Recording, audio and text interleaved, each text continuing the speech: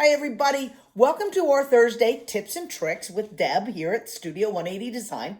We're going to start our series off with something that I'm asked by veterans and rookies alike. And it's something you may have seen in print, but maybe you've never had anybody explain it to you. We're going to start our tips and tricks off with how do you spin seams. There are an awful lot of our patterns that call for spinning of the seams, and it happens when we're putting 4 points together. But what I'd like to do is walk you through some of the steps that you need to do in order to be able to make this happen in your quilts. You're going to love it. Your machine quilters are going to love you when you have these nice flat seam intersections.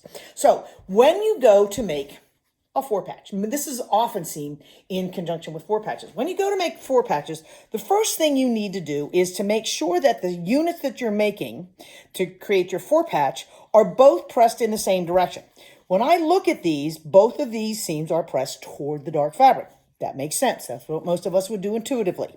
When you go to line those up, edge to edge, what it's going to do then is nest those seams. That's one of the keys. You have to have nesting seams in order to be able to do this. Now, when you go to stitch these, there are 2 different sides you can stitch on. You can stitch on this side, or you can stitch on this side over here. Normally, when I stitch, I like to stitch on this side so that my stitching is actually going into that seam. Stitching into the seam will really help make those center intersections come out nice and precise. If you stitch this way, sometimes that center intersection doesn't line up quite as well as you would like. So once you've cut your pieces, press them in the correct direction, and you've done your stitching, and I've stitched down on this side, the question then becomes, how do I press that seam that I just stitched? Well, to spin them, what we're going to do is not press them one direction or the other direction or open. What I'm going to do is set this up so that the final seam that I stitched is going horizontal. And I'm going to look at, there's 2 or 3 stitches, north to south right there, and you have those same 2 or 3 stitches, they're going north to south in this direction. And I'm going to remove those stitches. You can do it with a seam ripper just by putting your seam ripper underneath, and I'm going to show you what I'm doing. I'm just putting my seam ripper underneath there, and I'm giving it a little pull so that I'm removing those stitches that are north to south, so that when I open this up, those seams are now free to go in, to spin in a direction. So that was the last seam. This direction that I'm going to spin these is already predetermined by the seams that are locked down. These seams that are running north and south right now are going in this direction. So what I'm going to do is make the new seams go in that direction as well. And when I do that, you can see how I'm making a little 4-patch right in the middle. When I go to press that, I give it a little press on one side, give it a little press on the other. I flip it over so that I can then go ahead and press that center. And voila, just like that, I've got all those seams spinning around the center without having to do any snipping into the seam allowance. Now, you can do that with the seam ripper, and if your stitch lengths are short, that's what you will have to do. But there's another thing that you can do, and I'm going to get up close to the camera so you can see this. Instead of pulling out the seam ripper, a lot of times what you can do is put your fingernail under one of those little squares and your fingernail under the other little square, and you can just give it a little pull. And when you do that, that little pull, that little twisting action does the same thing that the seam ripper does. And it allows you to then open those seams so that they're going to spin around the center of the 4-patch units. It's like, oh yeah, I can do this. I know you can do that. You just needed to have the magic trick revealed. But don't just think about this for doing 4 patches. Some of the other units that I use spinning seams with a lot, one of them, because so many of my quilts have triangles in them, is the hourglass unit. This also has 4 seams coming together in the center, which allows me to go ahead and spin the seams. Now, when I make my hourglasses, some of you are, hopefully a lot of you are familiar with my Tucker trimmer tool. And when I have the Tucker trimmer tool and I follow the instructions for making the hourglass. I make oversized half square triangles, and of course all those numbers are in the chart, but I make the half square triangles, put two of them on top of each other so that they're opposite. So that the light is on the dark's on the light. Make my stitches across the pair so that when I open them up, I'm going to have those hourglass shapes. Now, when I have them, or when I make my hourglasses in that direction, what you're going to notice is something funny happens. If I take this one, place my last seam horizontal, go to remove those couple of stitches north and south, those couple of stitches north and south on both edges, and I'm just going to do it with a little twist, what you're going to find is that one of the hourglasses, when I go to do that, and I'm just giving it a bit of a finger press right now, one of these is spinning in a clockwise direction. But when I pick up the second pair, or the second hourglass unit that was made following my procedure, you're going to find that when I release those seams, and this one doesn't want to release, give me just a second to release that one, you're going to find that it spins in the opposite direction. Let me show you the ones that I've pre-pressed here. This one, the last seam was here, removed these. The seams that were locked down, this seam and this seam, determined that all those seams were going to go around in one direction. When I did it for the secondary pair, all the seams are going around in the other direction. So don't get used to always spinning your hourglass seams in one way or the other, because they're going to go half one way and half the other when it comes to making hourglasses. How cool is that? You know, but it's something that frustrates people if you get used to twisting all in one direction. If you can do it with 4 points coming together, realize that you can also do it with 8 points coming together.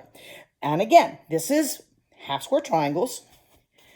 What I've done is at the beginning, when I made the half square triangle, I made sure that the seams were pressed toward the dark.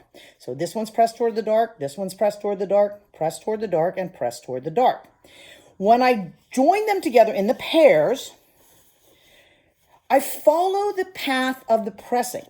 This seam and this seam are going in that direction. So that when I join this seam, even though that seam is going to go toward the light, it's going in the same direction.